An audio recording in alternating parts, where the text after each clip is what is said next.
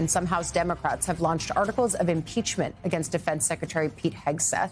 The resolution alleges Hegseth committed 6 impeachable acts, including initiating an unauthorized war in Iran, violating laws of armed conflict that bar the military from targeting civilians, and reckless handling of sensitive military information, among others. While these articles largely focus on the U.S. military's conduct in Iran, they also point to Signalgate, remember that, and on the strikes targeting alleged drug smuggling boats in the Caribbean. The impeachment effort is unlikely to advance in the House this year, given the narrow majority held by Republicans, but Democrats could, of course, revive it if they regain control after the midterms. Here at the table with me, Democratic Congresswoman Brittany Peterson of Colorado. She's part of this effort to push impeachment resolutions against Pete Hegseth. I wonder if you can talk us through why now and where you think the rest of your caucus is on this, because even in the past, when other articles of impeachment have been pushed forward against Kristi Noem when she was DHS Secretary, RFK Jr., they've fallen flat. Not all Democrats agree on this. They've fallen.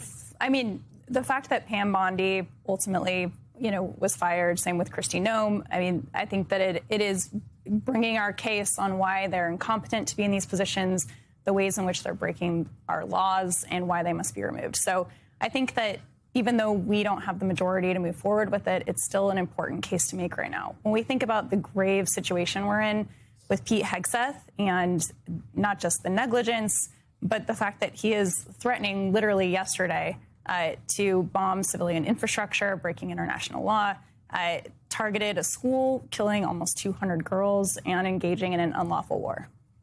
I do think the larger question, though, and this is something that I asked Speaker Emerita Nancy Pelosi when I interviewed her a few weeks ago, is Democrats seem to be, by and large as a whole, struggling with how to use the word impeachment. You've got a base of the party that really wants to see accountability and creative mechanisms to get it, knowing that you're in the minority. And then you've also got frontliners and people in more vulnerable seats saying, this is not what I want to be known for from a campaign perspective. So how do you have those conversations in your caucus? And where's the complexity around this word impeachment? Well, look, I feel like for our caucus, and it's something that we focus on in our office, we have 3 lanes. It's trying to hold them accountable right now, to bring attention to what's happening, making sure that people know, and to mitigate the pain and suffering.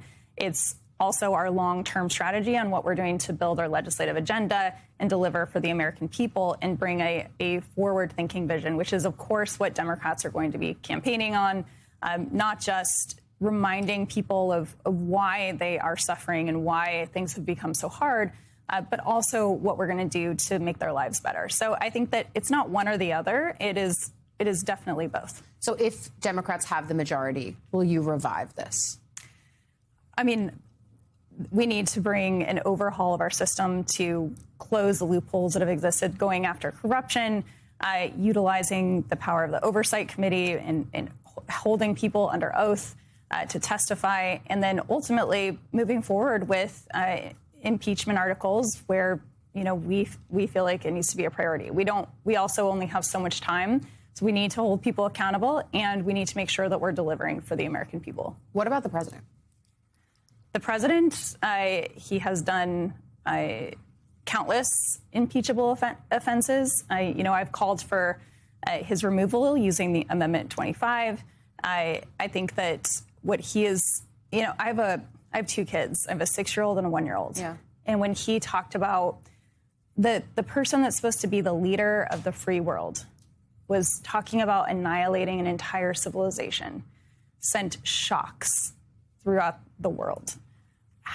What does our future look like as a country? How are we ever going to rebuild the trust that took us a century for, the allies that we have, the global stability that the United States was at the center of?